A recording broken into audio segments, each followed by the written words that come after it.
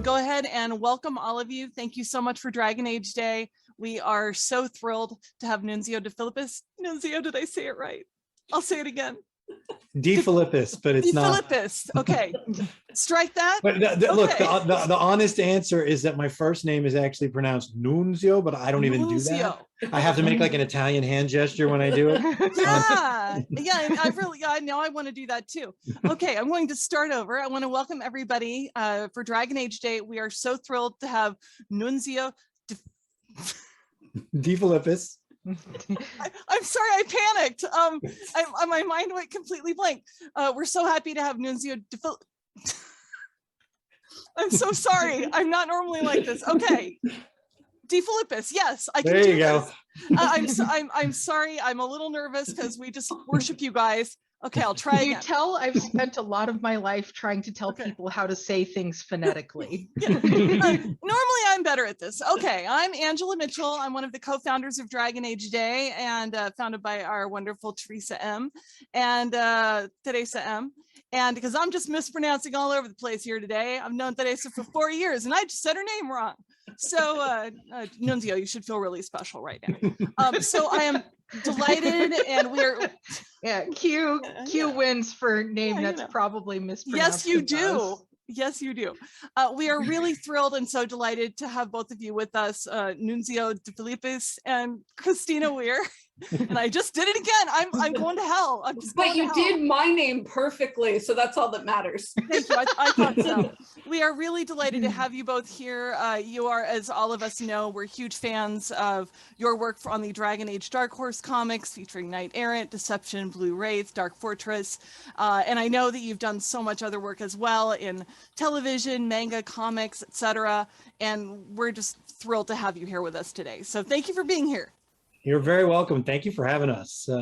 This is super cool. Dragon Age Day is very cool. I love the idea of celebrating the games, and I love the idea of doing it to benefit a good cause. So that's even better. We're huge fans of giving back, and we felt it was kind of really part of the world that we're all. I mean, the Dragon Age community is really welcoming and giving, and so we've had a great time doing that. And this year especially, we love returning to Able Gamers. We're huge fans and we love what they're doing as well. So thank you both so much. We have some great questions that have been submitted to us for you. And I'm gonna dive right in because we got a lot of them and we'd love to hear what you think. And here we go. First of all, my question, I will identify the questioner and please, we'll get you to wave. And in fact, if you just say hello. But I'm the first questioner because perks. And so I want to know what books or stories inspired you both as kids. Did you have a specific moment in childhood also when you knew that you wanted to be a writer? Well, I think probably different answers for both of us. I used to read, strangely enough, when I was a kid, my favorite book was Of Mice and Men, which is not a very kid book. That's not a kid book. It's not a very kid book, but I was also really into the Chronicles of Narnia. So, and I think the first real story I wrote was about the dog my family had, whose name was Helen, being experimented on and having superpowers. So I was kind of drawn towards superhero dog stories and then fantasy. So yeah, and so here we are. I was gonna say I'm the complete opposite because I was a huge fan of all the Little House on the Prairie books. So very different sort of genre wise. Though I love the choose your own adventure books. But also Encyclopedia Brown. I was a big fan of that too. My mom was a novelist, so I sort of always grew up like around like reading books and writing and stuff. And I feel like unlike Nunzio, I don't remember the first thing I wrote, but I feel like I was always thinking about writing from when I was like 5 or 6 years old. That's wonderful. Yeah, I'm a big fan of all of those, by the way. So our next question is from Ascabella, who wants to know what it was like writing for established characters in the Dragon Age universe, like Varric and Sebastian and Fenris, etc. So Varric may be Nunzio's like favorite character ever. So I feel like he was always sort of running around just giddy, being like, my life is so cool. I get to do this. We had our first conference with the BioWare team, and we had pitched a bunch of story ideas to them, Mhm. and they really focused in on Knight Errant. And so we started to try and figure out where Knight Errant was going to be set. And then once we figured out where Knight Errant was going to be set, that sort of dictated who we were going to use. But at the same time, who we were going to use influenced that discussion, because they said, hey, maybe you set it in the Free Marches, and then that way you can use Varric. And then we were like, then we will set it in the Free Marches, because that was what we wanted. And then it was, who are they going to steal from? And so then it became Sebastian. And so the story was shaped a lot by, they all the time gave us the, who would you like to write? And so Varric and Fenris were the first two names we gave. And once the Free Marches were set, it became Varric and Sebastian, and we knew we'd write Fenris eventually. What is it like writing for them? It's pretty cool. I think the high point was when Gideon Emery did the lines for Fenris meeting Autumn, and he read them and then sent that out on Twitter. That was probably the high point, because we work really hard when we write the lines. We try to hear the voice actors in our head. So we try to write to the rhythms that the voice actors use for the characters, and the rhythms that the BioWare team write for the characters' dialogues. So we're trying to match that. And so we knew when he did the Fenris line that we had hit the rhythm right, because he was able to not only say it, but say it exactly the way we envisioned. Right. Like what baby talk from Fenris to a dog would sound like. Like it was exactly how we pictured it. So and then he actually embellished it, and it's sort of sad we couldn't go back and alter the line for his little embellishments. Yeah, I believe he called Autumn a slobbering beauty, which wasn't in the comic. And so we wanted to I think we almost asked, or did we ask Dark Horse if we could change the line for the collected edition so that it would add "you slobbering beauty," but we didn't get it. Oh, This is great. I have a question from Savvy next. Do you have a daily writing schedule? And what's your favorite part about writing for comics? I wish we had a daily writing schedule. Unfortunately, writing often means having other jobs as well, because the writing gigs come and go. So we both work full time at a film school, which means that often the daily schedule involves, I mean, for me, I teach. Nunzio is more involved in administration and gets.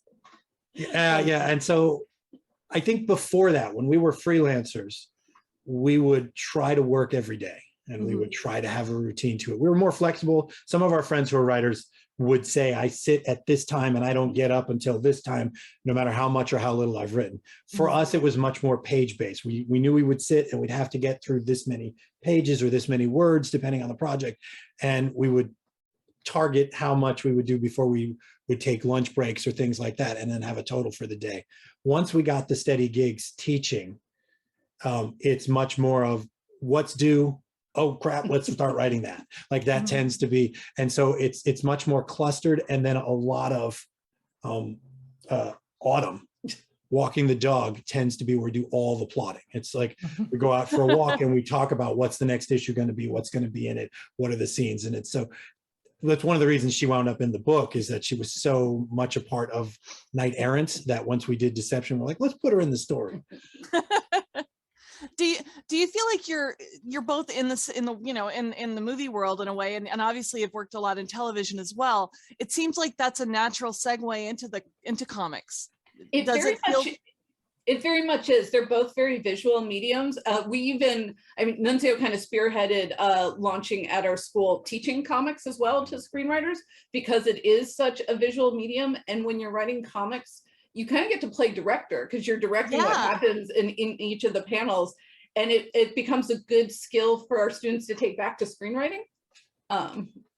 The other thing it's really good for our students to take back to screenwriting is, when you're a screenwriter, you still foolishly believe that your words are everything. The dialogue is the most important thing. But if it's film or television, just like with a comic, people are there to look at it more than they are to listen to the words that you want to put in it. But in a film, you can talk and still have beautiful visuals in the background. In a comic, the more dialogue you put, the more you obscure the beautiful art. Right. So you have to learn how to be brief when you're writing comics.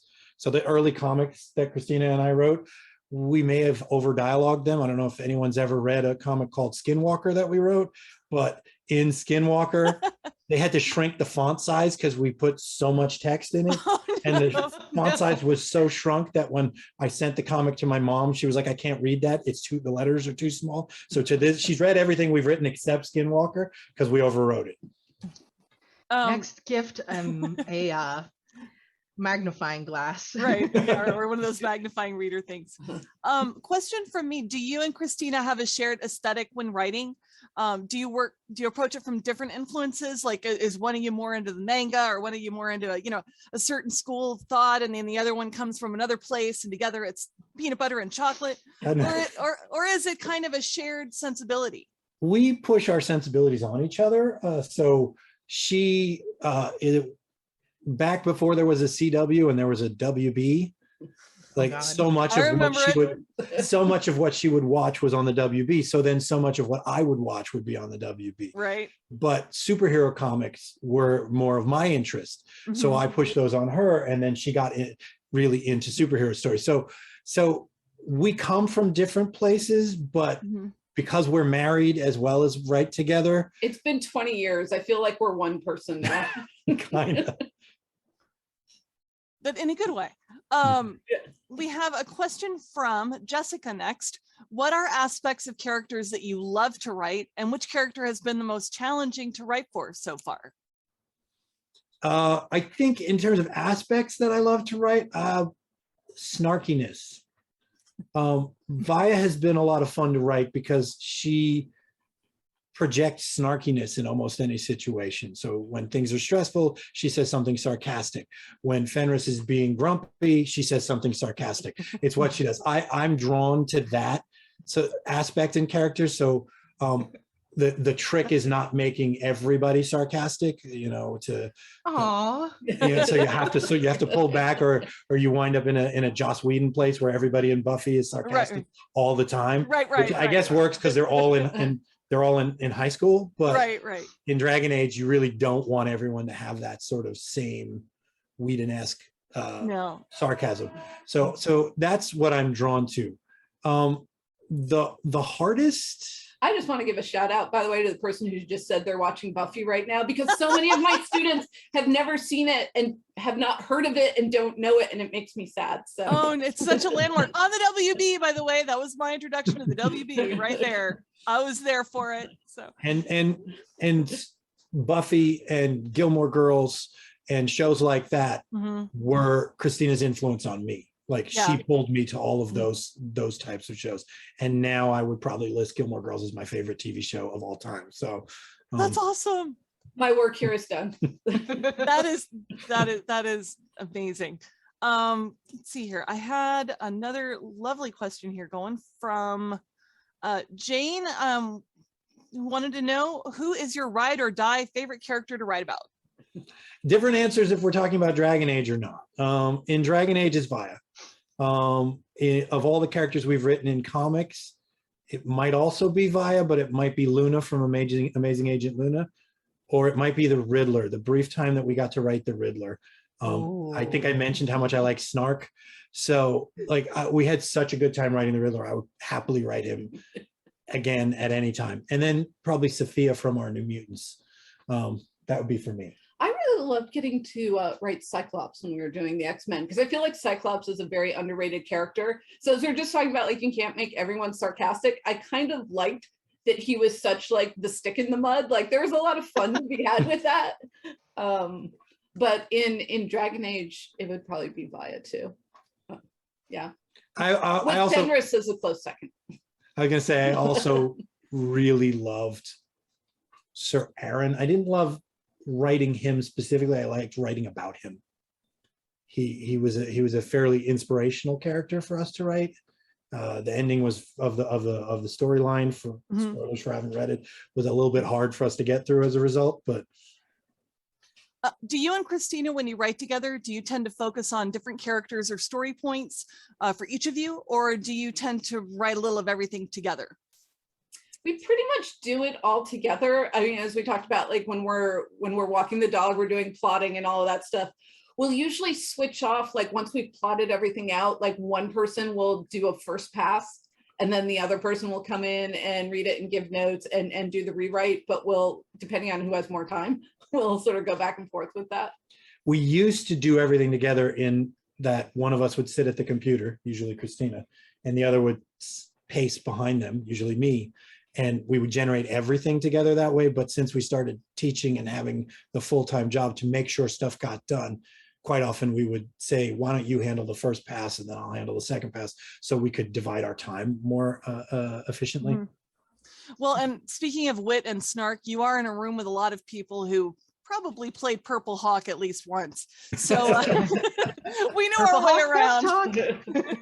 It's the Purple best Hawk talk. is so much fun. Yeah, I mean, I have the just- hardest time with aggressive Hawk. Aggressive too. Hawk, like there are times when it really feels called for, and other times you're like, am I going to stick with this personality trait here, even though I know how big of a jerk that's going to make him or her be to Yeah.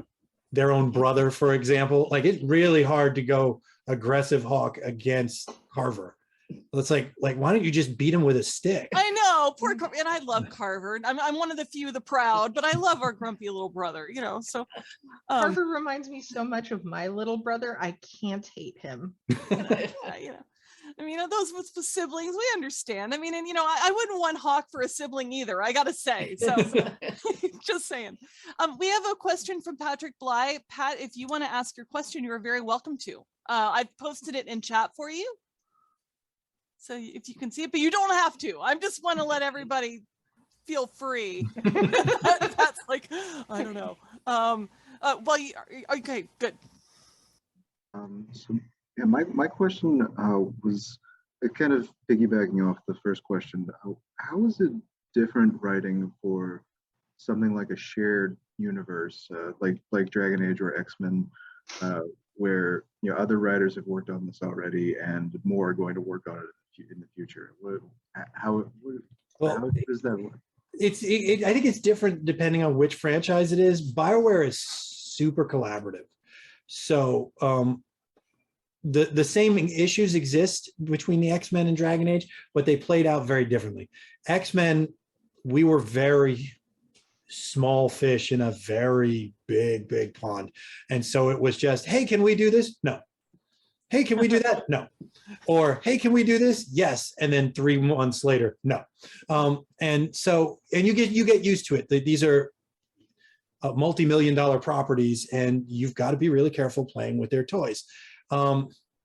Dragon Age was much more, here are our toys. Would you like to come play with them? And every so often they'd be like, no, don't take the head off that toy. And that's all. But they were much cooler about it. But the same thing holds true. Like everyone has asked us if we'd be excited for Vaya or Francesca or Autumn the Mabari to appear in the games. And we'd be ecstatic. But that would also mean there'd probably be a story mechanism for them dying. And I'm not prepared for, like, I want to be the one to write the last moments of Vaya's life. And I would like for her to be like 175 years old when that happens. So, and we left X-Men. If they harm a single hair on Autumn's head, That's I not will gonna be happen. leading the crying circle outside of the BioWare I headquarters. do think that most franchises have sort of that unwritten rule about you don't kill dogs. Yeah. Like Vaya's probably in more trouble than Autumn is. But I was going to say in X-Men, we left the X-Men, and the new writers took over, and, we created maybe 15 real characters in the X-Men and about 50 kids with powers all told. And they put about 35 of those kids on a bus and blew them all up in one page. And so, you could be upset by it, or you could just accept that that's what happens when you're working with a franchise like this. And I think that is the single greatest drawback. Like the BioWare would never do that. They would never just like, oh, look, Vaya and her whole team are going somewhere and the rift opens up and kills them all. They probably wouldn't do that to us. I do like you just put probably. But they might kill one of them. They might, if one is a companion, well, they could die. Like these things could happen. And you just have to accept it's not your universe. You don't get to to have the final word on it. Again, Marvel was just the more extreme version of that, and that was, I think, situation specific. Okay. That's perfect. Lumi, we have a question from Lumi that I've posted in chat. Lumi, would you like to ask your question?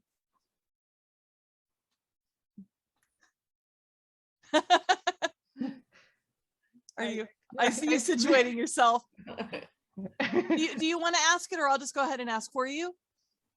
I don't. Okay, I'm going to ask. it. I'm going to ask it. Okay, I will try to do it justice for you. Lumi would like to know, what was the most challenging when writing the characters that we know and love? For instance, Fenris. We would like to think that we know about him from our playthroughs of DA2, but we can see that we don't. The most challenging thing is everything. Because when you're given the opportunity to write a character like Fenris, you know the community is going to be watching really, really closely. And I think we are internally grateful that the Dragon Age community is so supportive and accepting.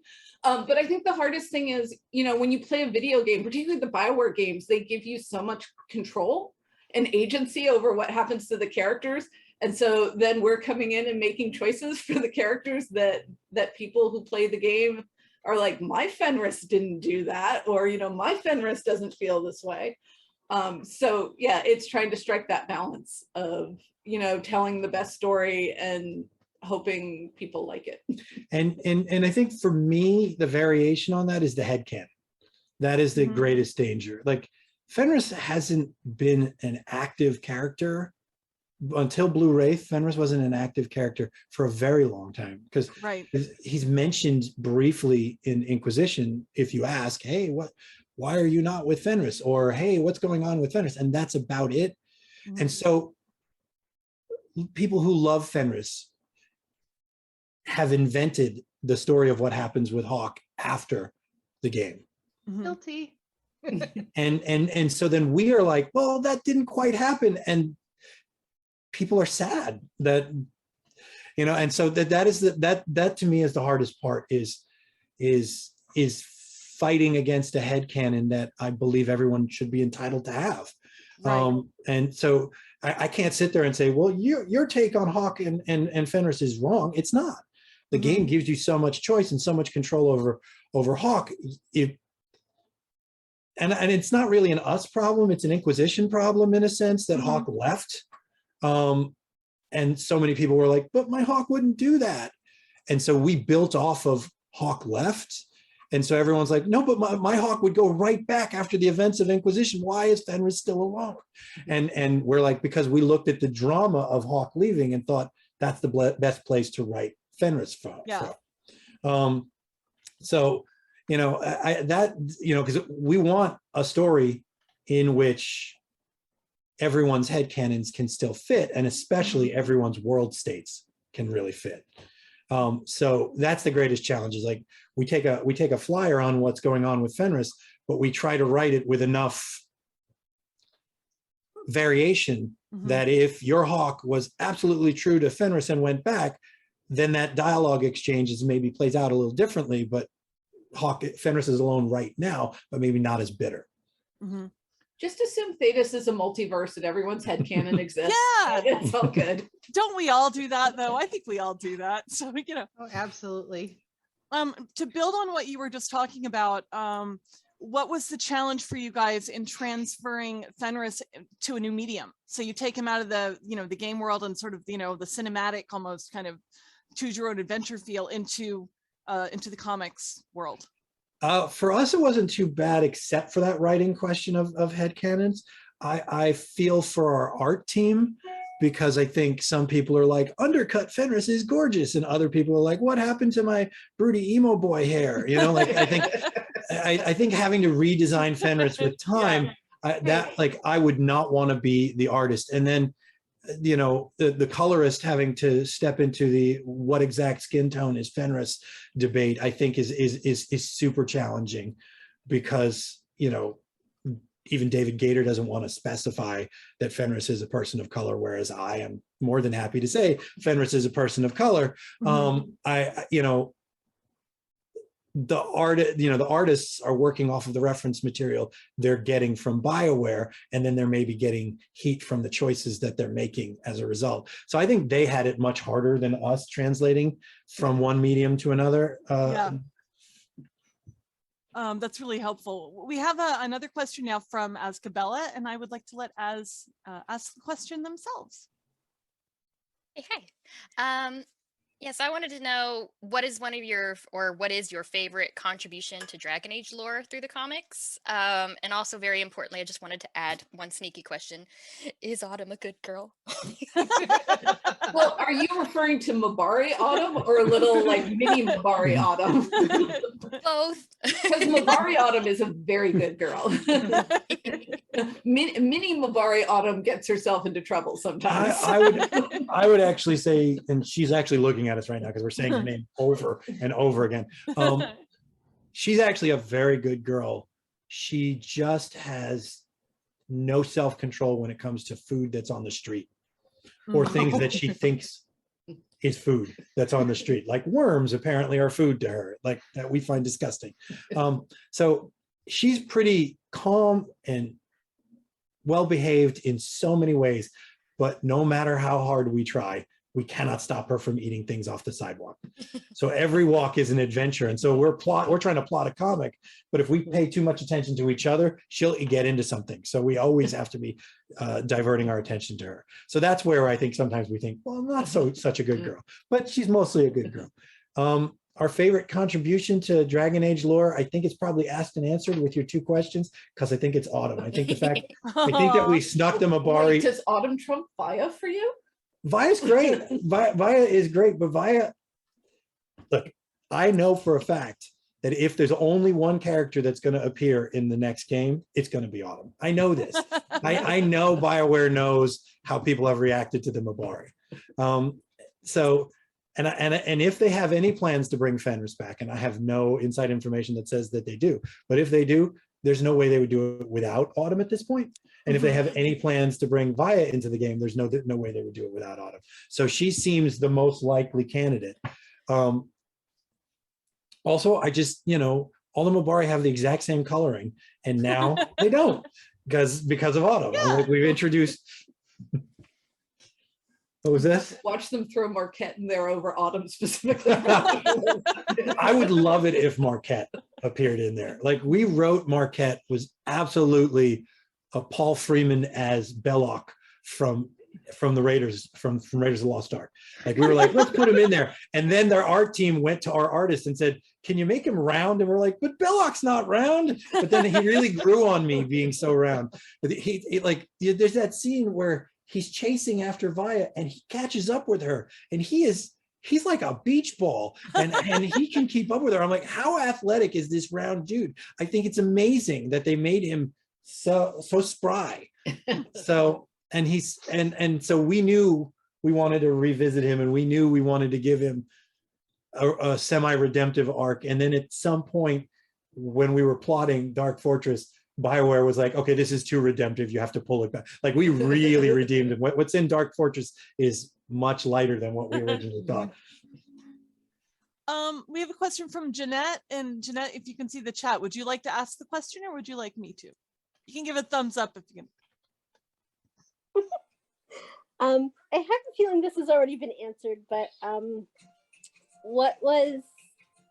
who, because I have an idea, was the inspiration for Mabari Autumn? The Mabari Autumn was just like, we wanted her in the book because we love dogs. Like there have been dogs in my parents' family my whole life, but I have not had a dog as an adult until Autumn. And so when she came into our life, I was just like, what was I thinking to go all these decades where it was just when I'd visit my parents that I would see a dog. Like she's so central to how I organize my day and such. And Autumn is sort of the first dog that Christina's had that she's been responsible for. And now like her whole world is Autumn. So that like we just wanted to put a dog in, and then we were like, why not name the dog after our dog? And then you got the artist to give Autumn Mabari comic, the Autumn Mabari actual dog coloring, which makes Well, it even better. We didn't even send a picture. All we said was that we had a Pomchi that has black and tan coloring. And I guess he went to the internet and found what a Pomchi with black and tan coloring looked like. And for all we know, he found pictures of actual Autumn because it was pretty accurate. But in terms of the Fenris vibe with Autumn, the inspiration there was Fenris telling the story about how in Tevinter they bred the Mabari, and then the Mabari switched sides and switched their allegiance to Ferelden. And Fenris says, I just rather like the idea that they found the barbarians more appealing than the mages. And that was the only line. But Yeah. it wasn't that last line that really hooked me on it. It was, I remember mentioning it to Christina, saying, he sees himself in the Mabari. He is a magical creation of the Tevinter who switches sides and works against the Tevinter. So he sees the Mabari and he says, me. And so we were just talking about that and saying, therefore, he would have a secret love of Mabari that he couldn't really talk openly about in DA2 because he was still pretty guarded. But Mhm. now that he's in the third game, he's just like, oh, he's a cute little doggy. Yeah. Well, and I think you touched on something important when you were talking about Fenris and his relationship to the lore. You guys got to help Fenris kind of evolve. I mean, you know, we meet him in DA2 and it's great and he's an amazing character in every way, but it's wonderful what you guys have done. I feel like has really opened him up a little bit, and you know, he's more complex now and also more approachable, and so it's got to be fun for you guys to get to do that. So It is, and I think, you know, it betrays a little because we try to write a Fenris that would go any way with anybody's playthrough, and it betrays a little bit our own leanings towards being pro-mage versus pro-Templar, because Fenris does feel, when we write him, a little bit like a Fenris who stood by Hawk's side defending the mages, even though he felt like that was a bad idea, because his reactions to Francesca weren't die mage. It was, if you're anything like your father, you need to die. Okay, you're not like your father, you're fine with me. Right. And that's a Fenris who has to come out of Dragon Age 2 with a little more nuance in how he views mages. In an anti-mage playthrough of Dragon Age 2, you could really encourage Fenris's whole, they should all die. Right. And it doesn't fit as easily if that was your playthrough. We hope it still fits, but it doesn't fit as easily because this Fenris does evolve enough to be able to say to the Qunari, you can kill every mage in the castle, but you can't kill that one. Yeah. And that's like a really important step for him. Because the only other mage I would think he would ever do that with would be either Hawk or Bethany. Like they would have to have Hawk as a last name for him to make that kind of deal. Yeah. Well, I can. Fenris has needed some therapy for a long time. They don't have therapy, so giving him animal therapy via Autumn, Right. awesome. I'm such a fan. Speaking for myself, I had Fenris join the mages, so at the end, so I'm just pointing that out, that I'm with you on that. We have another question to follow up on that a little bit from Alistair. What was it like folding work from Mage Killer into Blue Wraith? Tricky. Because the honest truth is, I love Marius and Tessa. I love Greg Rucka. He is, for those of you who don't know, he was my college roommate. He's my best friend who isn't named Christina. And my other best friend who isn't named Christina is his wife, Jennifer Van Meter. Like the four of us are incredibly close. So we wanted to honor what he had done, but Vaya and Tessa occupy a similar space as rogues, as snarky, as and if I could do it all over again, I would find more to give Tessa. I think it was a challenge to make her fit in the story. It wasn't as big a challenge to fit Marius, but the challenge with Marius is he's not going to talk about how he fits in the story. He's just going to sit there and then fit in the story. Right. But he's the fun type of character for someone like Vaya to poke at and whatnot. You can tell. So I would love. We very much built this to end with an adventuring party of Fenris Francesca, Via, and Autumn. So Mhm. Marius and Tessa aren't meant to come back, but I'd love another crack at those two to try and do a little bit more with Tessa. Mhm. I think, you know, I think Mage Killer moves through the events of Inquisition in a way that hampers its story structure a little bit, but the creation of those characters and their responses to the events of Inquisition is so effective, and there's such good characters that Greg has inserted into the world and the lore that I feel like more needs to be done with them to really tap their potential. And I don't know that we did the best that we could with them. I think our focus was much more on the people we created, unfortunately. So we have a question next from Jessica about Sarah Aaron and Via were a couple of my favorite characters in the graphic novels. Can you share some of the inspiration behind them? Love them, by the way. So. They come from a couple of places, because Sir Aaron is actually very much inspired by like a Don Quixote type figure. But we had a role-playing game many years ago that had a knight, like a bumbling knight character who everyone thought was like a huge goofball, and then his squire who kind of was pulling all the strings behind the scenes. So we kind of pulled from that duo originally, and then they morphed a lot before they became Sir Aaron and Via. Yeah, I think when we pitched them to BioWare, our initial pitch was, what if Dudley Do-Right had Jason Bourne as his squire? And through the discussions with BioWare, it became, what if Don Quixote had Robin Hood as his squire? And so that was the evolution there. So the characters in our game combined with Don Quixote and Robin Hood was really where we went with it. I love them, by the way. So I have a question next from Rachel, and I'm just going to ask people to kind of shout out if they want to read it. Okay. Rachel wants to know, if you could write a crossover comic between the Dragon Age universe and another universe, doesn't have to be BioWare, which one do you think would be the most fun or interesting? Suikoden. Dream it up. Ooh. Suikoden. I don't know if anyone's played Suikoden with the 108 Stars of Destiny. Ooh, you only got someone to ask. Yeah. That is a universe I want to play in, with the true runes and the 108 Stars of Destiny and the water margin tale inspiration. And it would be awesome if some of the 108 Stars of Destiny would be characters from the Dragon Age. The ones in the game and the ones that we created. That would be mine. Well, your answer makes much more sense, because I can actually see that as a workable story. I just, because my brain stayed in BioWare, and I also love Mass Effect so much, I'm like, oh, we'll do like a Mass Effect cross. I don't know how that works, like combining like science fiction and fantasy and putting that together. The Normandy lands, right, in Thetis, and it's just one of the planets. And Thetis is one of the planets you can discover in one of Mass Effect. Well, there you go. They just don't go there because there's a global pandemic called the Blight going on. Yeah. I just love the whole idea that the Dragon Age is actually the future of Mass Effect. That it looks, you know, it looks like an ancient medieval universe, but it's actually the future. So I think they could share a universe.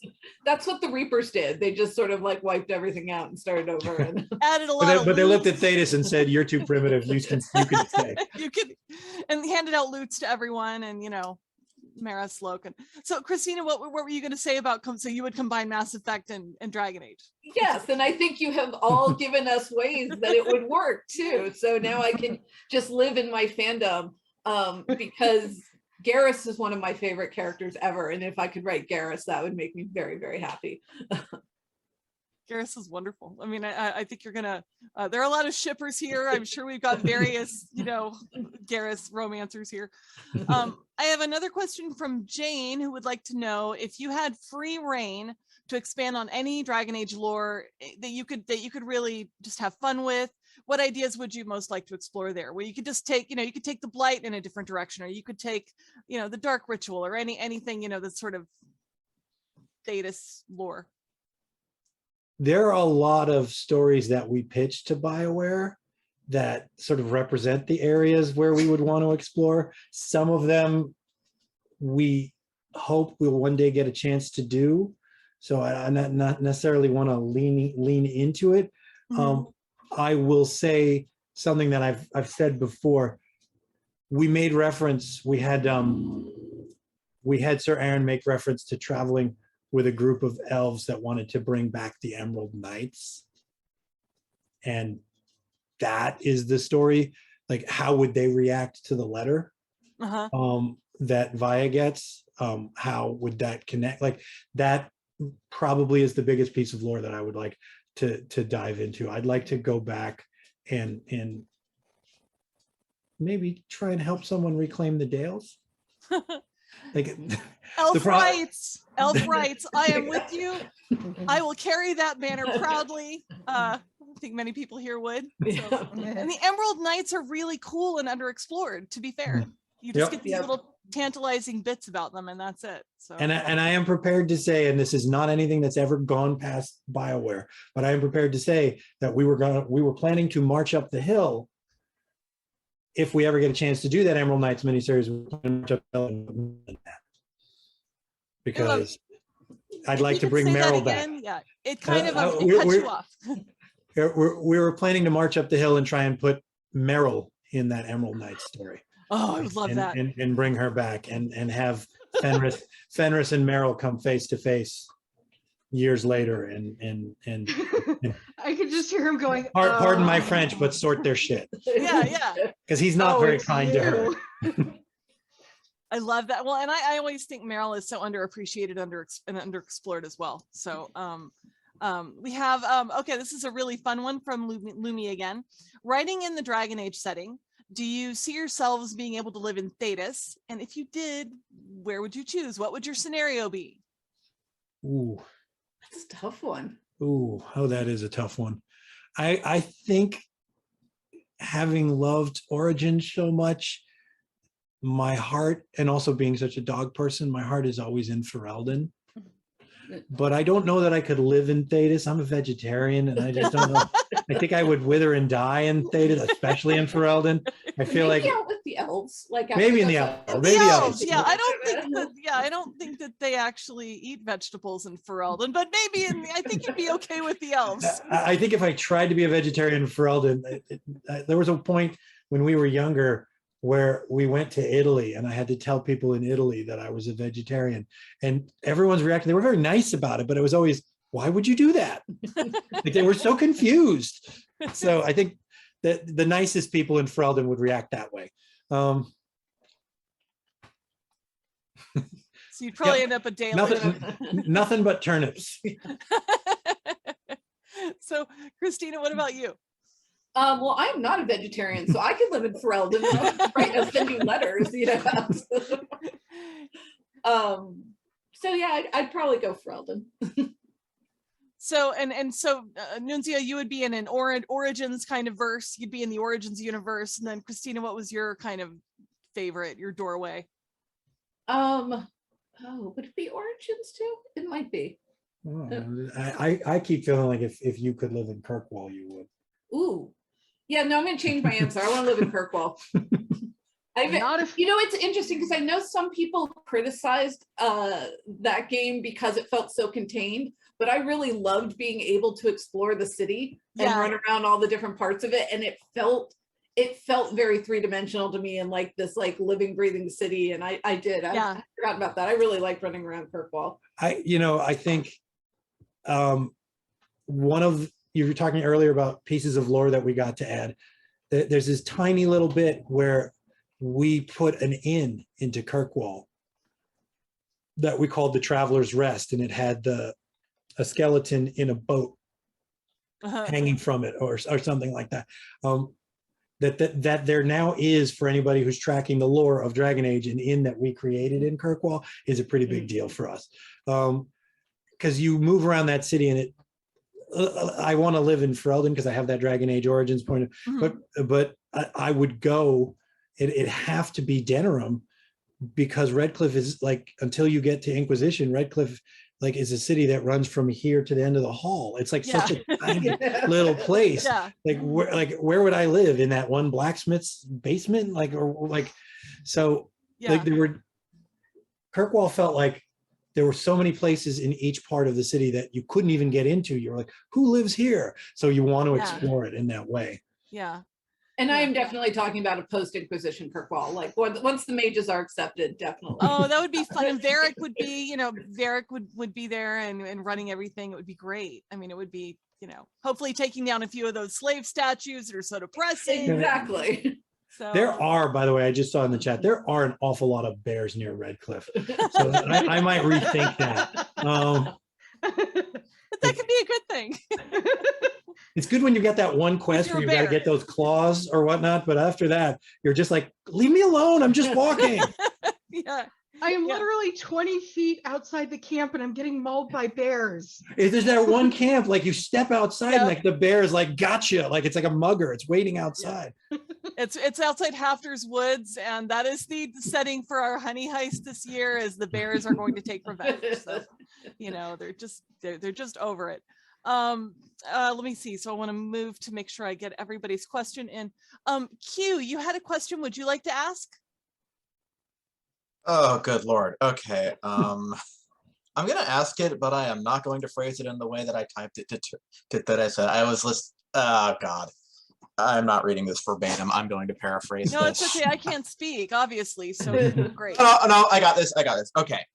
So, Shirless's design in Red Wraith was one that I greatly appreciated, given my particular tastes. And I had a few questions about, and I know you might not be able to answer this. He looked really draconic, and I'm wondering if that had more to do with the fact he got blasted by a freaking dragon, or if it had to do with the fact of Red Lyrium itself being involved in his creation. Both.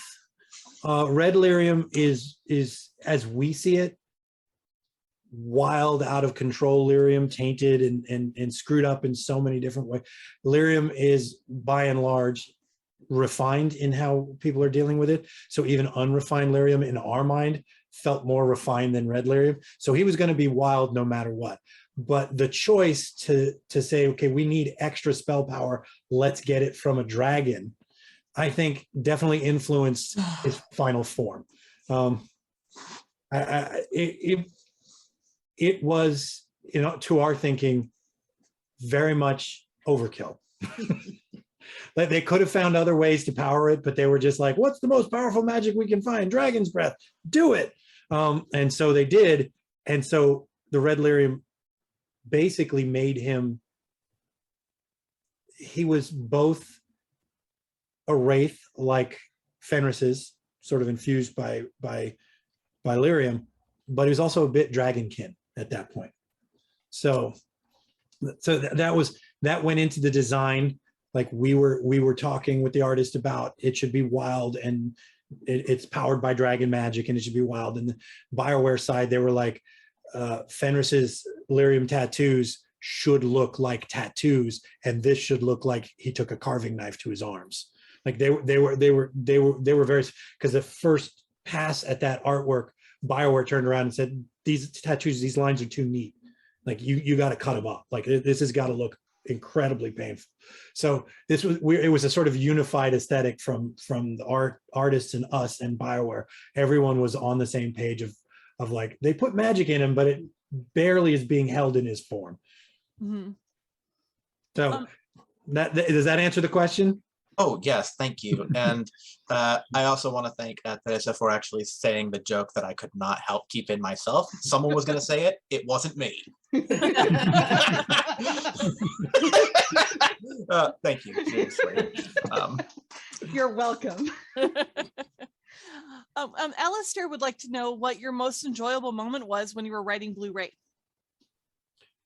Oh, there's a couple. There's Fenris and Autumn, and when we wrote that moment where he was like, yes, you are, you're such a good girl, like that. That was fun to write, because it was fun for us to try and figure out a way to write it in a Fenris-y voice that you would go, so this is what Fenris would sound like if he did baby talk. Exactly.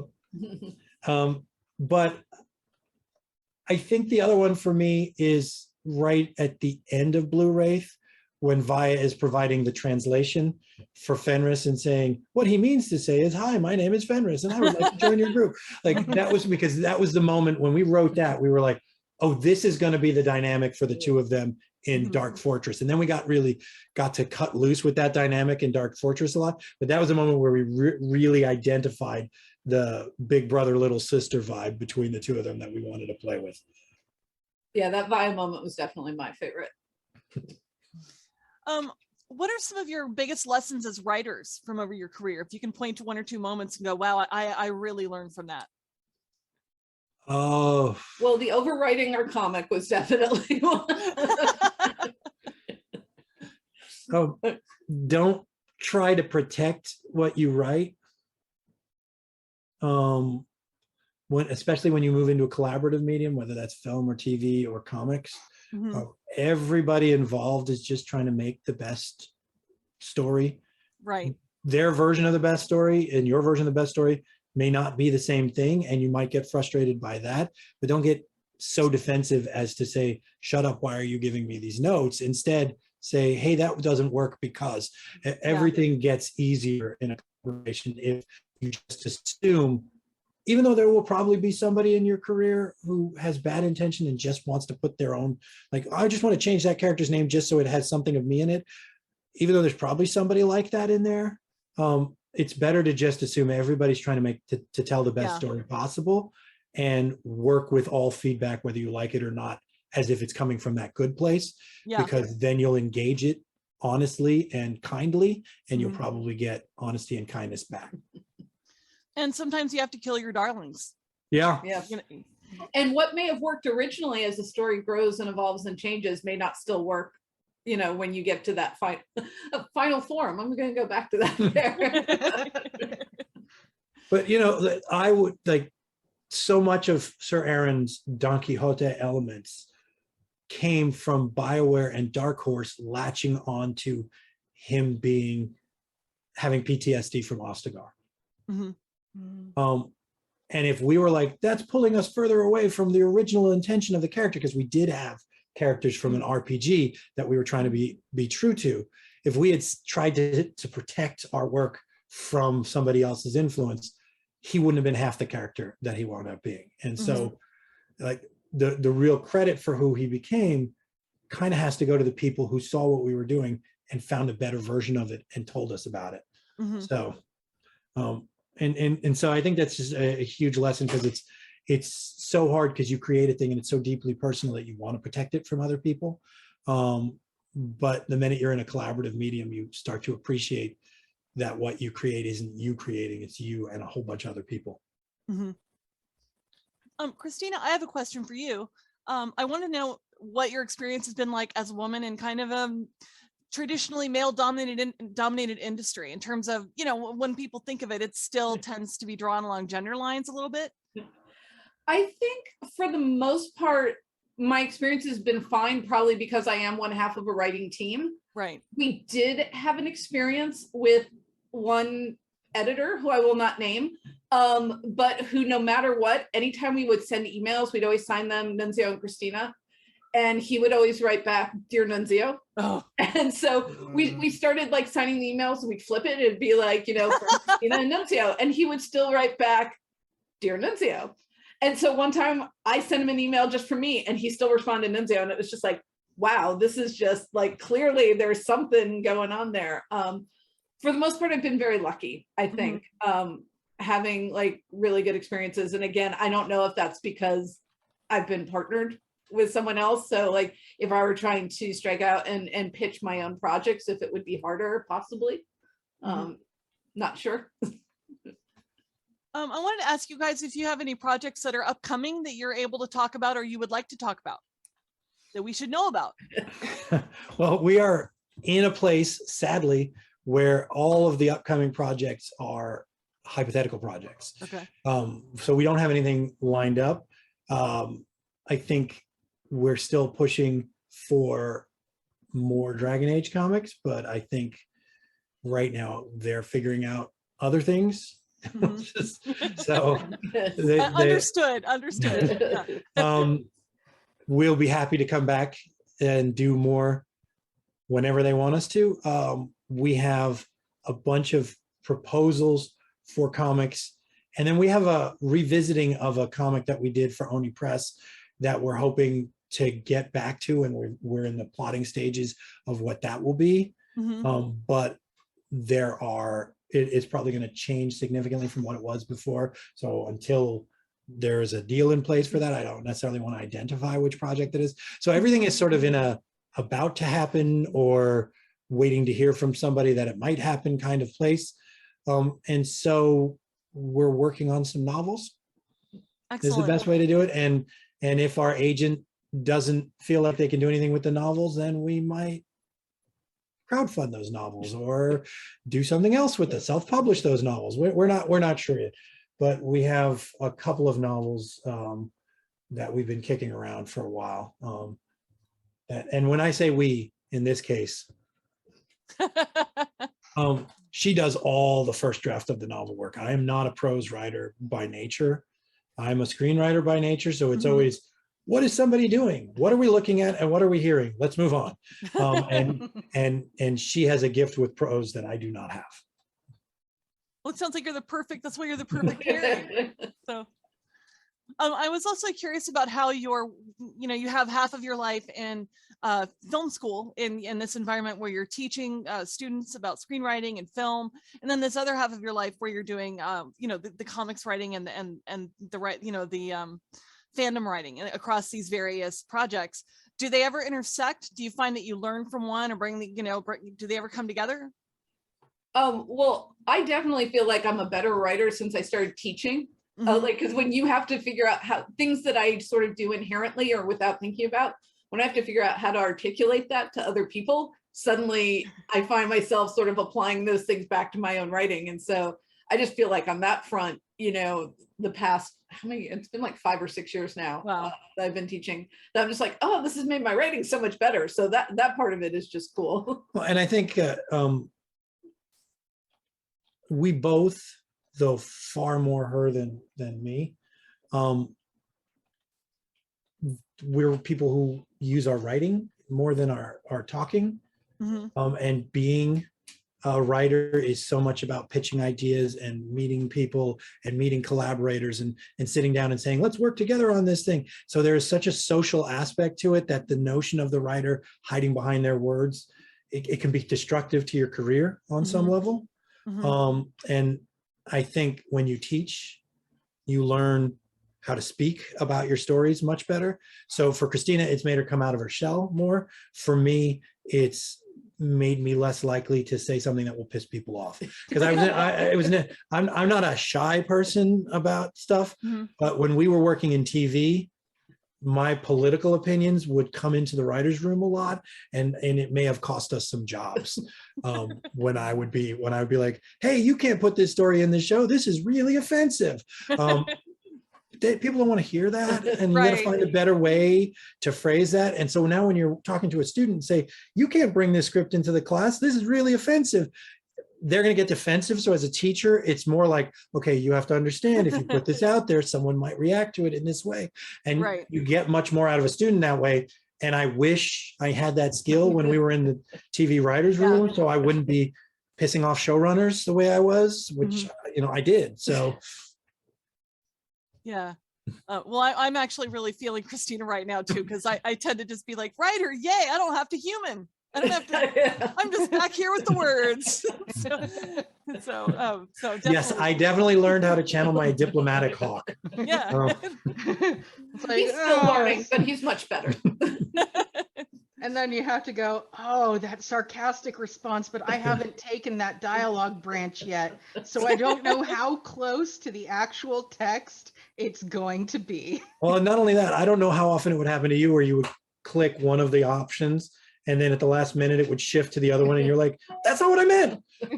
I feel like when I'm in public, I'm often that guy where I'm like, here I go, I'm going to be diplomatic. Oh, I was sarcastic again. Yeah, and it's fun because you've got that little internal, you can actually do two things at once. You can be speaking, you can say the worst possible thing in the scenario, and meanwhile your mind's going, what are you doing? What are you doing? Like, so yeah. So No, when not that. And yep, Yeah. there's foot in the mouth again. I'm going to go do it Yeah. in this corner over here. yeah, or like when you can't pronounce the last name of somebody that you really admire because you're sleep deprived and it's been a really tough week. So Well, no, but the reason I mentioned how my first name was pronounced is I grew up in New York. My father is Italian, my mother is Dominican, and they both moved to this country as teenagers. But they were immigrants who wanted their kids to have the best possible life, so they spoke only English in the house. And so as a half Italian, half Dominican, I have about 1/4 of the Italian language and 1/2 of the Spanish language. I'm terrible with both languages in it. So my name should be pronounced Nunzio, but I myself say Nunzio. okay. I have Americanized myself so much. So I don't really get offended when people like, I know enough to look at my name and say that I am likely the only Nunzio most people have met. Yeah, but it's such a Unless good name. It's a Unless they great met my name. father, because that's his name too. When I was in high school, I was so not enamored of my name. My middle name is Andrew. So I was like, everybody call me Andrew. Mhm. Like, let me pick the whitest possible Anglo name that I can think of. I came home and I told my dad, kids from school will probably be calling and they'll be asking for Andrew. And he was so upset. Wow. At the first time I got a phone call, he like answered it and he looked right at me and he was like, there's no Andrew here. And he just hung up. And that was the end of that experiment. So, Yeah. Wow. so I just had to make my peace with the fact that a lot of my friends were not going to pronounce it. Yeah, but now it's an asset. I mean, it's such a great name, and now I would think it makes you more memorable, and so. And I there are- think one of the Antivan Crows is even named Nunzio. So Yeah. there's another. Yeah. And I'm not that is just a pure coincidence. We didn't know anybody from Bioware when that happened. Because because we've been out here in Hollywood for a while, and I worked as an assistant at a literary agency, and one of the assistants I worked with went on to be a writer for wrestling. So there's a wrestler named Nunzio, and he's actually named after me. That's great. And one of the clients at the agency where I worked was on the writing staff of a show called Dharma and Craig, and they had a dog named Stinky, and the dog had another dog. So they were like, what's a terrible name to give a dog? That the dog Stinky could own a dog, like what's subordinate to Stinky? And I called at that time. So Stinky had a dog named Nunzio. So the only two pop culture references I know to that name, other than the Dragon Age one, were actually named after me. So the fact that BioWare came across this name on their own, I was always like, cool, they're actually looking into other names. And that's going to be on your Wikipedia. Those two things are going to be right up there at the top forever. I want to ask how you guys are doing on time. We can wrap up now, or we can maybe take 15 minutes and just open the floor up for some more questions if you'd like. We're But we know you're happy busy. to go longer if people want us to go longer. Right? Well, I'd like to open it up to our lovely guests, and if anyone else has any additional questions you want to ask. Azkabella, I think you had some additional questions, so chime in there. Let's go. No pressure. Yeah. Well, I think I smushed two of mine in there because I think I ran out of ideas. I'm always really bad when people ask me if you have questions because my mind goes blank. But I do have some. Pull out a So, scroll. because you and mentioned, you mentioned, some of the TV shows you like, I'm sorry if I'm loud. Am I loud? No, No, you're fine. Okay. I feel loud because I'm wearing these headphones. But what are some of your favorite pop culture references that you make all the time and that sometimes bleed into your writing? Princess Bride bled into the Dragon Age comics. That we put in a have fun storming the castle reference, and then when Marquette was leaving with the idol, we put in another Princess Bride reference because he's got the I don't have the gate key in Princess Bride, and it's like Fezzik, tear his arms off, and he's like, oh, you mean this gate key? It's the same thing with the idol. So the prince, I will probably reference the Princess Bride for the rest of my life. As all good people do. I mean, But we definitely we quote Gilmore Girls a lot. It's like it's hard to get through a day without an Away with the Poodles or but one is a man and one is a woman. That one gets quoted. That one we quote so because people will say something that is so illogical that it just feels like, I don't know if you've seen Gilmore Girls, but there's a point oh where yeah. the grandfather character is saying, which of our maids used to make this great dish? And he names this woman, and then or he names this man, and then when they name a different former maid and it's a woman, he's like, no, that's the one who did it. And Lorelai is like, how could you mix the two of them up?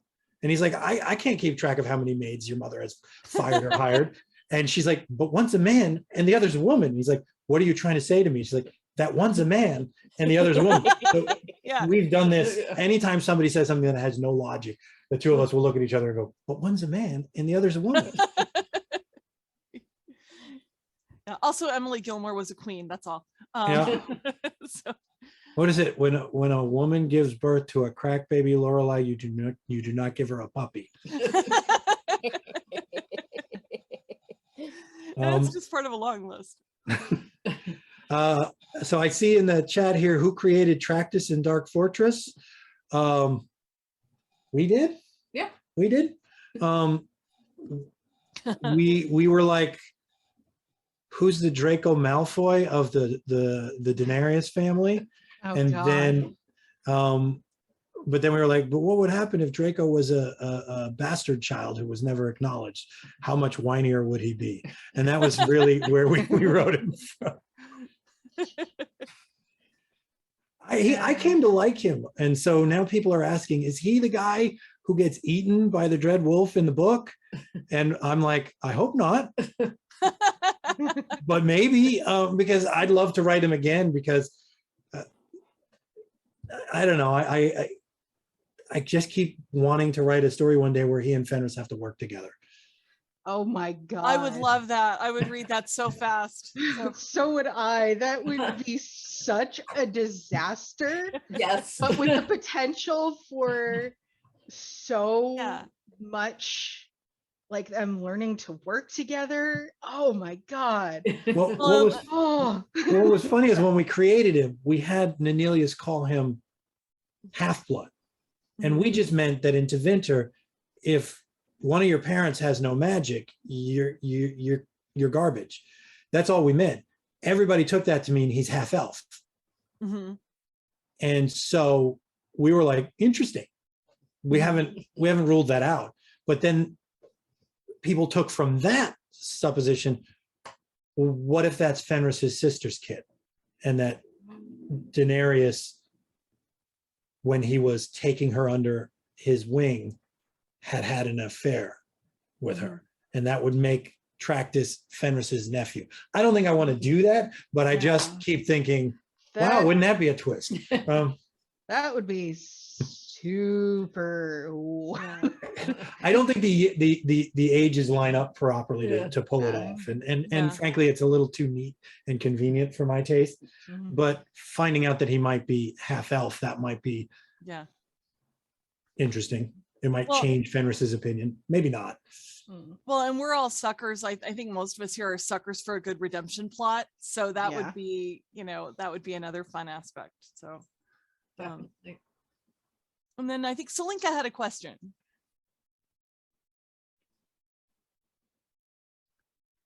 Oh. There we go. Okay, hi, can you hear me? You sure Yeah. can. Okay, excellent. Hi. So regarding exploring characters and writing characters, my question is, Sarah, would you be interested in exploring Sarah? Because I find that she's an underrated character and I used to hate her, but then I friended her. And I feel that there's so much that we don't know or understand about her that could be explored. And I just want to see her more explored. So I want to know if how you feel about Sarah. I think when I played Inquisition the first time, we all of our early playthroughs were just the two of us. The sort of walls that Sarah will put up and the bizarre speech patterns that she had Yeah. made it really hard for us to connect with her. I never had anything against her. It was never like, oh, I hate this character, but I never knew how to connect with her in the same way. Versus say Vivienne, who she was mean. I had a hard conversation. I love Vivienne. They both in repeat playthroughs for me have grown on me in different ways. I really now understand Vivienne in a way that I didn't used to, and feel like you just got to treat her with a certain amount of respect. And with Sarah, you got to push through this weirdness that she puts up as a barrier. And I did the same thing where I friended her and I was like, oh, I really like her. I really, and it made me think the next playthrough that I do is probably going to be a Sarah romance, just so I can take it to that the next step and see how that plays out. And so I'm still growing in my understanding of those two characters specifically. And so I feel like before we would ever try to write anything with Sarah, I would want to play a full romance playthrough and really understand her as a character, because she doesn't make it easy to understand her. And Luke almost creates his own language for Sarah. I mean, he really kind of, you know, threw kind of a monkey wrench into it. It's not Cockney, but it's sort of Cockney. And well, and it's the same a little bit with Cole. Like, it's hard to understand where Cole is coming from with it, but it's more baked into the nature of Cole that there's these random observations, and it's fun to sit there and go, who in the castle is he talking about? Oh no, he's talking about the brothers from Supernatural. You know, that kind of thing. Yeah, I love Cole. He's like my brother. My brother has Asperger's, so Cole is my bro.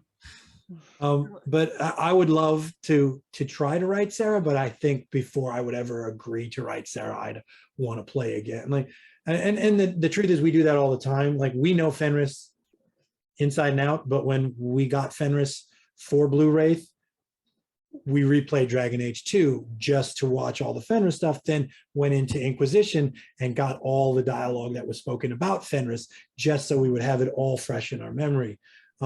Because, you know, it's a nice perk of the job if the research you have to do is to play a video game again. Really, I'm working when I'm playing video games, so, you know, it's great. No, don't stop. How could you? I know, The best Maz. reason. Maz, you said you had a question next.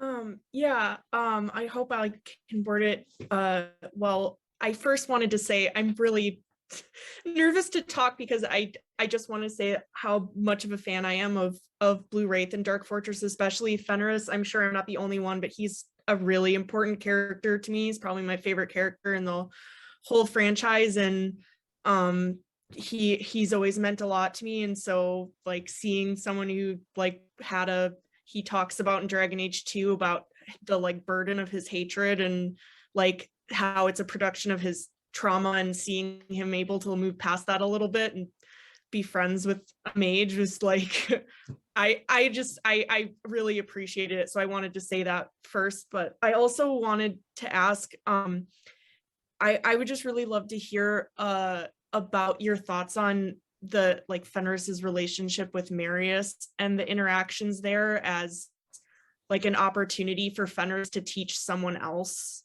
what he's learned, and how you how you approached them as characters interacting together.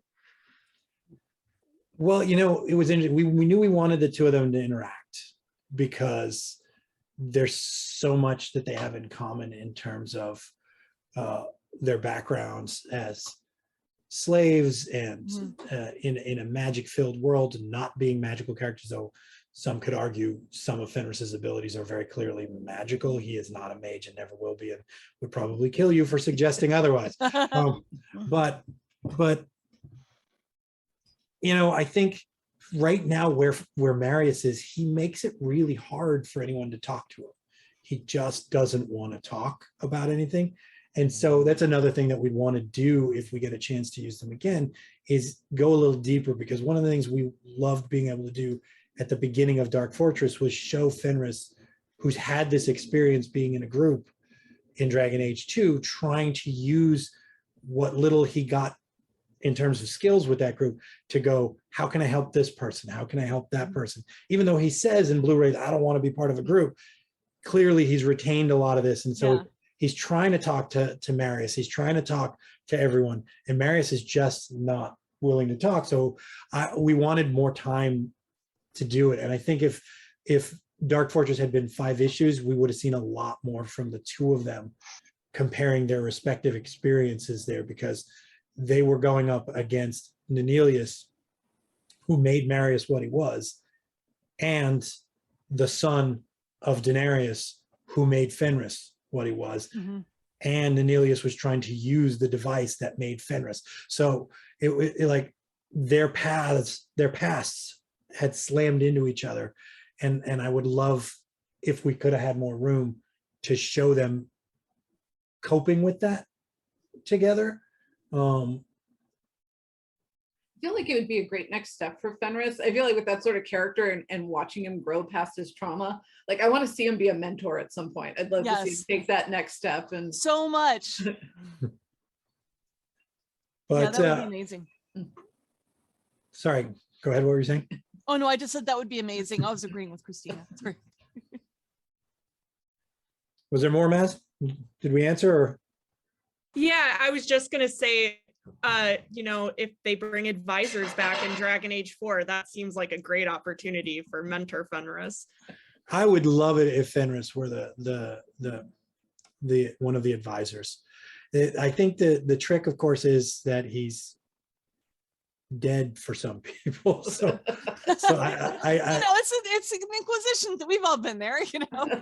It's interesting too. The people whose playthroughs have him die, I get. You sided with the mages and you hadn't figured out a way to max out friendship or rivalry with Fenris, and now you're in trouble.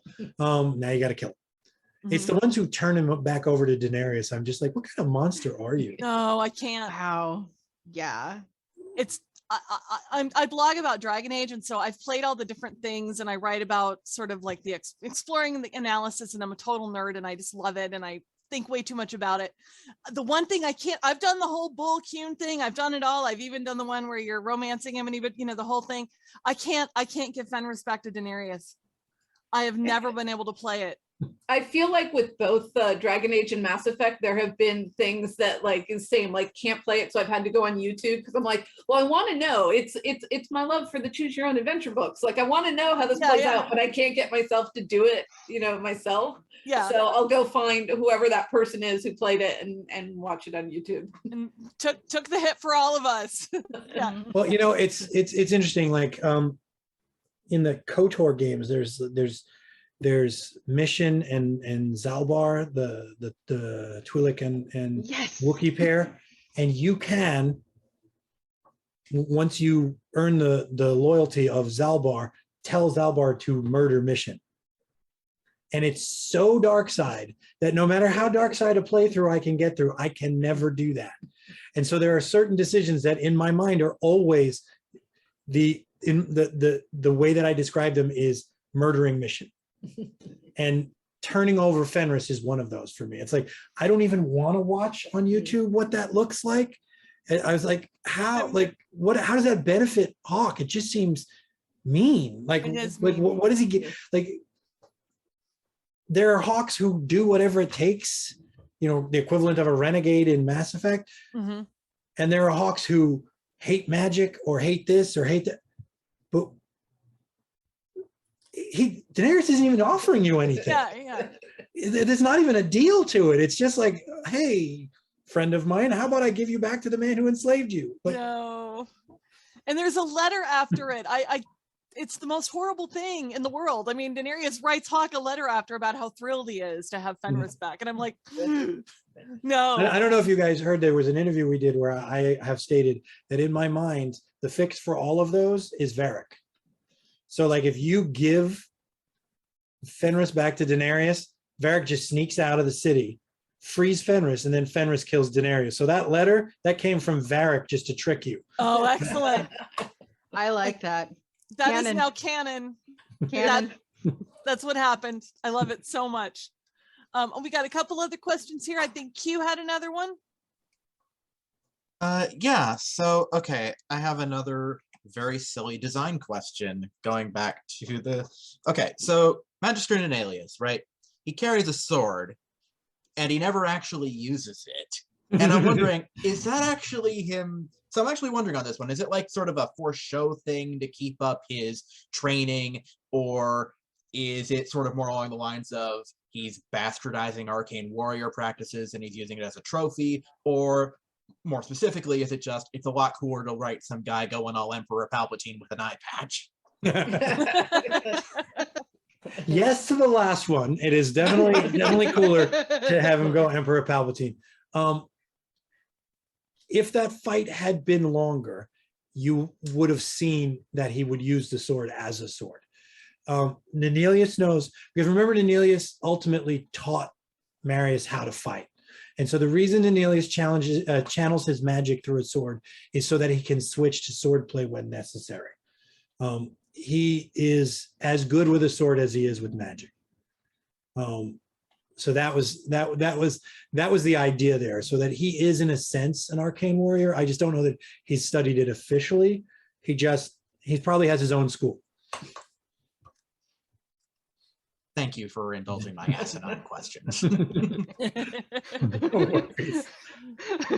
I love how we have the discussion going on here, and then an entire sidebar about how Varric's lies and fixing canon via Varric telling everyone I lie a lot, and then we just accept him at face value. Yeah, Well, he's Varric the being perfect- yeah. He's a perfect unreliable narrator.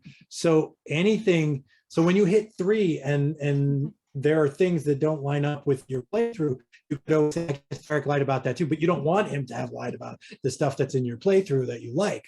But certainly if you're not cool with Orsino, as I'm seeing over here, with Orsino's choice, ooh, talk about a betrayal. But my problem is that when you're fighting, when you're going after Quentin and you find those notes in there, and I see those notes and it's signed O. The first time I played through, I turned to Christina and I was like, that bastard. And so the hardest part for me was still being on Orsino's side after that, because I was like, but I wasn't going to side with Meredith.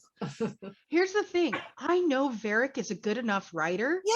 That while he's telling that story to Cassandra, he's seeding that through there. Because he writes mysteries and, romances. Yeah, he writes mysteries and thrillers. He knows you seed those things through there. So that way, when you get to the end, if you weren't paying attention, you're like, gasp, or you go, I knew it, that SOB.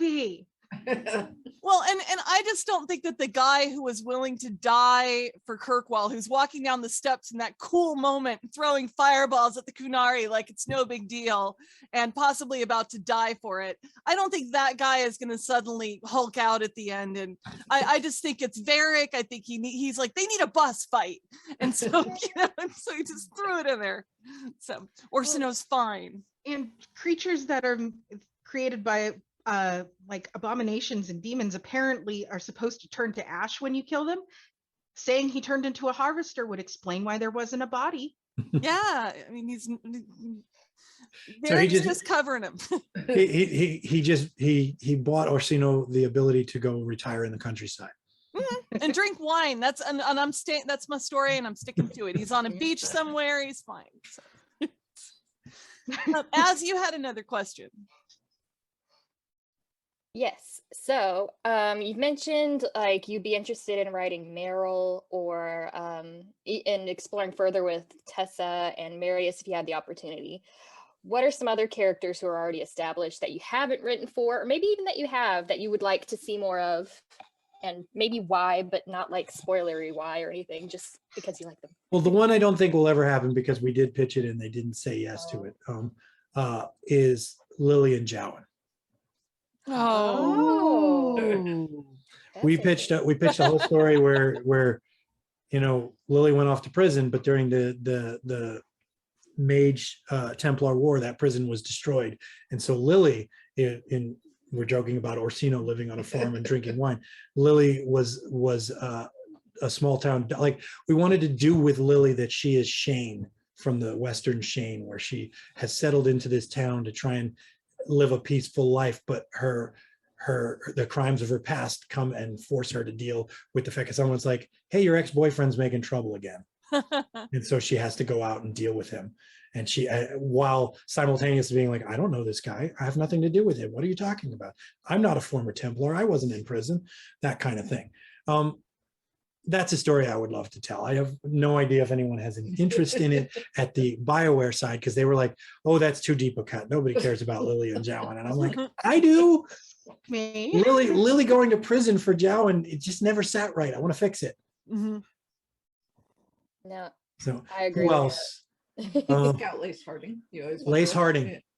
But Lace Harding is definitely in one of the proposals we have in. So Isabella, Definitely Isabella. Mhm. yeah, if we get to do what we want to do, it would be Merrill Harding and Isabella would be jumping out in front, and then more Varric, a lot more Varric. Yeah, that's what I was going to say next. I was like, just talk about Varric because he's my favorite. You never have too much Varric. I mean, No. No. it's not possible. Yeah, we have no idea if we're going to ride again, and if so, is it post the next game, or should it be jumped forward in time because the next game is jumped forward in time? We have no idea. Or if we would be able to pick up where we left off. If we were able to pick up where we left off, it would be Sir Aaron's funeral, and all of these characters would be coming to it because he knew them all. So, not Merrill. He didn't know Merrill. You're as you're speaking about choices that that you would have loved to have implemented, is there anything else that you would have loved to have done if you had carte blanche and you could have written any character from the previous games into something that you're doing or into one of your comics and just gone crazy? Who would it be?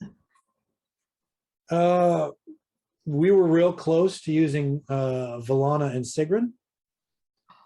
That would have been amazing. I love them. So, and the idea we had for them, I'm not really on board with anymore. I wouldn't do it, but I would love to go back to them. But we were real close to doing like a huge story with them. Wow. And let's see. I think we would have loved to get more Varric in, but being the Viscount kind of makes it hard for him to go on these missions with people now. Mhm. Which is why I think his best role for the future is advisor. Yeah. But jumping back, just I see there, besides Snark, what's your favorite thing about Varric? Varric falls very much in the Garrus category for me. Mhm. I respond very well to those ride or die characters who will be with you no matter what. I was gonna say Yeah. his loyalty, his affection. I love that he gives everyone nicknames. Yeah. He makes And- everybody and- family instantly, but Yeah. he's a nest builder. It's really interesting. I also like the swagger that goes with it, and the chest hair and the ring, and the just like that is a dude who knows he's got it. And Yes. I really like it. Like, I think it's a crime that BioWare gives us this really sexy guy though, and says and I'm like, what? Well, I mean, look at it. We can't touch that. Nope. So the non-romanceable Varric thing is very sad. it is. But it's hard because he gets to be Hawk's best friend, and if you play it right in Inquisition, he can be one of the Inquisitor's best friends at the same time. It's never quite the same as it is with Hawk, but I think that's a good thing. I mean, like I think agree. Hawk and Varric need to be singular in their friendship. Well, So what I not personally making like him a about it- romance option preserves the friendship a little bit, but at Yeah. the same time, the Garrus friendship reads perfectly valid as a friendship, and you get to romance him if you want. So why not? Yeah. I feel like Hawk is family though with Varric, and that the Inquisitor can be, get really close in a friendship, but Hawk is just going to be family forever. Yeah. And what I personally like as a person who is in the very small portion that doesn't want to romance Varric, I treasure having a platonic friendship with Mhm. someone that doesn't want to get involved romantically with my character. Mhm. I'm with you on that one. I never thought about romancing Varric. I like the friendship that's there. Sometimes I think about romance with Varric. I have to admit, sometimes I do. But you know, there in the chat, there's a discussion of dwarf romance, and I'm like, if Lace Harding is a companion, and if she is not romanceable, you're gonna hear some shit from me. That's all I can say. More Like than if she's she a was in companion, she had better be Inquisition. romanceable. Yeah. Yeah, the fandom just is just obsessed with Lace, I think, you know. I think everybody loves Harding, and It's Ali Hillis's voice. Like Mhm. we all miss Liara a little bit too. So there's that. yeah. Yeah. I couldn't romance Sigrun. I couldn't romance Dagna. I couldn't romance Valta in The Descent. Oh, Volta would be such a perfect. Valta. Oh, I wanted to romance her so much. Oh, I love Oh my her. God. I love her so much. She's wonderful. So, and Ren, Mm-hmm. I would have romanced him too. Why not both? I'm You down know? for solving the love triangle with a polycule. I know, I am too. So yeah. Do we have any more questions? I put one in the chat that I don't think anyone saw. Oh, please which ask. is, what nickname would Varric give your favorite Inquisitor or even your favorite Hawk? Because in my writing, in my fan fiction, because yeah, I do that. He's given nicknames to both my Hawk and my Inquisitor. Sure. Ooh. I feel I don't know if I can do that on the spot. My favorite Inquisitor was a two-handed swordsman, and trying to think what would be, and his name was Vyslav. And so, what would be a really good nickname for Vyslav? I mean, come on, he nicknamed Solus Chuckles, so he'd probably name him something like, Stabby or something like that. Or the opposite, or yeah, I don't know, something, yeah. Because my Hawk is Tumbles because she hates Kirkwall because there's stairs everywhere, and she always finds a way to fall downstairs, so she's Tumbles. I love And that. my Inquisitor, who is my icon, is Crystal Grace, to stick with the elves are flowers theme, but since she dances, she's very graceful, so he just calls her Grace as a nickname for the nickname. Nice. I love that he calls Meryl Daisy. I mean, it's just the sweetest. Mhm. So Yeah. oh, and I love I that- think my yeah. Varric would be called Trouble. Varric would call my Hawk Trouble, because Yeah. Hawk, That's a good name where, for a where there is Hawk. trouble, Hawk will go to it. So, Yeah. and I think Varric both regrets that that's the case and admires it. So, but I think for my two-handed sword wielder, I probably he would call him the Wall. Yeah, that's a good one. Here comes trouble. I mean, it just writes itself, and that is definitely the Hawk that, like, you leave in the Fade, and then an hour later he just backflips out of the Fade, giving the bird, to the demon, like, no problem. So, Stop! I'm back. yeah. I'm gonna say, because my Hawk was a mage, Mhm. I'm gonna say that Varric would have called her Sparkles. Oh, I love it. It's a good one for a mage too. Oh yes. Yeah, that's perfect. Well, I think we might be wrapping up, you guys. My last question for you guys, because I always love asking people this, is what's your favorite mistake? Oh, I've made so many.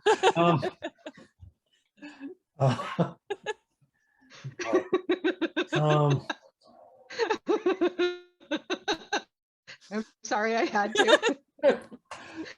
I think when we were on a TV show and they put an offensive storyline in and I fought against it and I won and they pulled it, and then at the wrap party at the end of the season they gave me shit about it. Mhm. And I was like, well, you'll notice that you cut it anyway. Like I was such a that was We Carla. had to teach him about not gloating. Like, yeah, yeah. Probably that. Because that was a real learning experience for me. There was a lesson. Because I did win. So what do I care if they teach me? Right. And so you Um, walk away going, okay, I don't have to say every next word that's in my head to come out, kind of thing. Yeah, like they pulled the really offensive thing from the episode. So like, why would I need, like, let them give me stuff and call me politically correct or whatever? I don't care. Mhm. Now I don't care. I did then. Yeah. So Well, and you No. stood up for the right thing, so. yeah. And I wouldn't call that part the mistake. I think just No, voting that yeah. I won is the mistake. Yeah. Like I think if I were back in that writer's room, the lessons I learned from teaching would tell me how to approach it, but it wouldn't tell me not Right. to approach it. But the other lesson would be once you win, Right. if their ego needs for them to mock me about Mhm. having won the fight, let them do it. That's a great lesson, actually. What Well. about you, Christina? I'm thinking, a lot of pressure. No pressure. You think of any good mistakes I've made? I mean, I've made a ton. Yeah. They all start to blend together. Well, there's been like slip ups that are hysterical, but I don't know that they're mistakes. Like her phone autocorrects in the funniest way. Like a friend texted us, my father just died, and his name was Adam. And the phone somehow thought the guy's name was Ade. And so when she said, oh, Ade, I'm so sorry, or oh, Adam, I'm so sorry, it said, oh, Ade, I'm so glad. Oh, no. And I didn't So she notice till I hit texted- send. She texted the dude with the wrong name that she was glad that his father was dead. Well, it was probably the most unusual response that he got all day. It made him laugh. It did. It certainly made him laugh. So I guess, Well, you guys, I want to thank you both so much for taking so much time with us and for being incredibly supportive this year. We have all this amazing swag thanks to you guys that we're going to offer for charity, signed issues and omnibuses and hardcovers and soft covers, and we just can't thank you enough. And we're so grateful and thrilled to have you as part of our event this year. So thank you so much. Well, thank you for asking us. This was a lot of fun. And just personally for me, because there's a long story behind why Fenris is my favorite character. Thank you for giving me more of him. I echo that. Glad you enjoyed it. And we are hoping that one day we'll get our way and there'll be even more. But maybe if we're all lucky, he'll be in the next game and it won't be up to us to give you more of him. But if he's not in the next game, we're going to be pushing to give him more because we love him about as much as we love the ones we created. So, and there'll be more of her if we get our chance. Yes. She's just so little. I just want to I like know, move she's- the nose. I just want to like kiss her little forehead. I mean, it's ridiculous. She's very tiny. And Thank you so Jeanette is much. showing her dog because Let's see. Mabari's for everyone. Oh, Oh. nice. Oh, there you go. I only have cats. Cats are great too. They've been very bad. I'm a big fan of people bringing animals into their home, but I'm particularly a fan of cats or dogs and birds maybe, because there's a whole lot of personality and affection that goes in with them. Like people who have fish, I'm like, well, that's good for you, but I like, and people have nugs are also very appealing. Yes. Everyone love. Oh, I have to share this because I'm allowed to, because we got I got an email this afternoon from Luke over at BioWare who wants to contribute this year.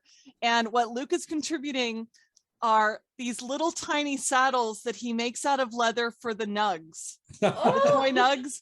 And he's so we I are can going to finally have my Avar Warnug. for charity, we are going to offer these little handmade things from Luke that are these little saddles for our plush nugs. I love that. for the one like the one right there. Like Yeah, that's like nice. the That's- like yeah, the I'm you trying know, to figure out what's the good scaling for someone to ride the Warnug. Oh, Is that I love the action worn figure out. size or no? I think that's more like a doll size, right? I love A the doll worn would be out. too big, so it's an action figure. Oh, that's great. Yeah, that's the Somebody's Emerald Graves hamster on nug. it. Yeah, I want want that one real bad. I know my BioWare stash. That's an Emerald Graves nug that Selinka has. That's one of the rare ones. Well, For thank you you. guys. Uh-oh. Is Autumn paying attention now? Yeah, Autumn's ears just went. She strangely enough can't see anything that goes on a computer or TV screen. Her eyes don't attune to it. Mhm, So she'll sit here and not want to look at the screen because it's all just blinking light to her. But mhm. whenever she hears her name or a sound like that, she's always like, wait, no, I don't want to do that. Oh no. Oh. Well, thank you so much for everything you've given us with your stories and your writing and for everything you're doing for Dragon Age Day. And please keep us posted on what you do next. And, you know, because we'll boost the signal and share with the fandom as best we can. We are, we're there, we're there for life. So Yes. Well, thank you for that. Yeah. And again, thank you for having us. It's been great. thank you very much. Well, I'm going to let, thank you so much. We have a couple of folks, we're going to stick around and check something on Zoom. We're getting ready for the next event tomorrow. So we're going to let everybody head out who would like to and have a quick follow-up. So Thank you. thank you both of Thank you you, guys everyone. and have an amazing evening. You too. Oh, and we'll share once we go. I'll make sure you guys know once this goes live and everything. So Great. And of Thank you. course, happy Dragon Age Day, everybody. yes, thank you so much. Happy Dragon Age Day. Happy Dragon Age Day. Bye. Bye.